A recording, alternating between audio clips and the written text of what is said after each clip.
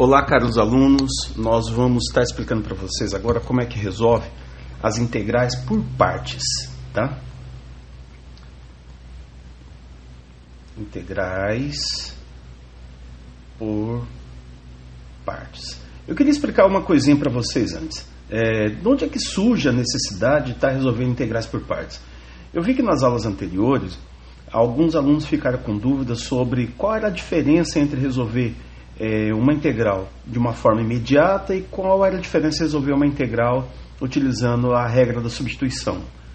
Eu vou futuramente gravar um vídeo tentando explicar melhorzinho isso para vocês, mas assim, só tentando adiantar, já tinha falado isso no fórum, mas a diferença basicamente é as integrais imediatas são aquelas integrais que eu consigo identificar na forma da tabela, né? Eu não tenho que fazer nenhum tipo de transformação nela, basta eu olhar lá. Por exemplo, eu quero saber qual que é a integral de seno. Eu olho lá na tabela e vejo qual é a integral de seno. O valor da integral de seno é cosseno, né? Menos cosseno. E eu já sei qual seria o resultado. Então, a integral de seno é menos cosseno. Pronto. E essa é uma integral imediata. É uma integral que não necessita ficar fazendo grandes transformações. Talvez eu precise fazer algumas transformações lá de forma algébrica, mas nada assim muito inusitado. Agora, as integrais por substituição são integrais que envolvem funções compostas. Eu tenho uma função dentro da outra. Então, quando eu faço aquela substituição lá de chamar alguém dentro da minha integral de u, eu estou fazendo uma substituição de uma função composta. Tá? Bom, mas a ideia era só para poder exemplificar. O nosso tema hoje é integrais por partes. Como é que nasce a necessidade das integrais por partes? As integrais por partes nascem disso daqui, ó. Quando você está trabalhando com derivadas, se você tivesse uma função y igual a u vezes v e desejasse fazer a derivada dessa função, quem seria a derivada da função y?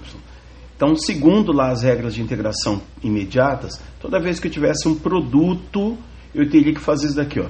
Era a derivada da primeira função, que eu estou chamando de u, vezes a segunda normal, mais a derivada da segunda função, que eu estou chamando de v, vezes a primeira normal. Essa daqui era a regra do produto. Então, se eu tinha uma função que era um produto, uma multiplicação entre duas funções, né, uma função u e uma função v, a derivada era a derivada da primeira vezes a segunda, mais a derivada da segunda vezes a primeira.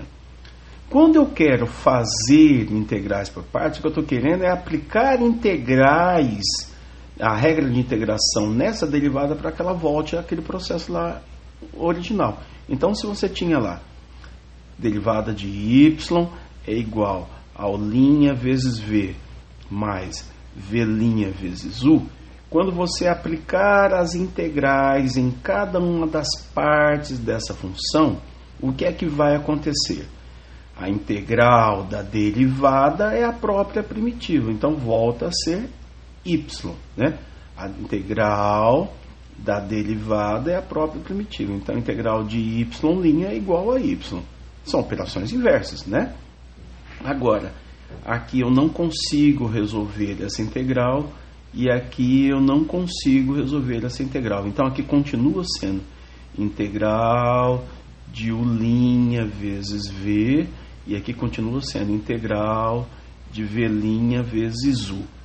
O que nós fazemos é isolar uma dessas duas integrais aqui. Então, por exemplo, se eu pegar essa integral aqui que está somando no segundo membro e passar para o primeiro, ficaria lá y menos, né? Opa, deixa eu corrigir aqui.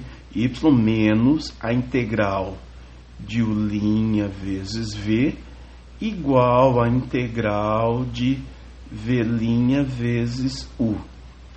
Pronto, essa daqui já é a regra que nós utilizamos nas integração por partes. Eu só vou escrevê-la novamente. Quem é y? Y era u vezes v. Então é u vezes v. Menos integral. Vou só mudar aqui a ordem, tá? Então ficaria aqui v, u du, que é o u', né? Igual, aqui eu teria integral de u vezes u dv. Pronto. Então, toda vez que eu estou fazendo uso das integrais por partes, eu uso essa fórmulazinha aqui, tá? Só que a gente escreve assim, ó, integral de U dV é igual a U vezes V menos integral de V du. Pronto, eu só troquei a ordem, né? Passei quem estava no segundo membro aqui para o primeiro, quem estava no primeiro para o segundo. Pronto, essa daqui é a formulazinha que nós utilizamos para poder resolver as integrais, ok?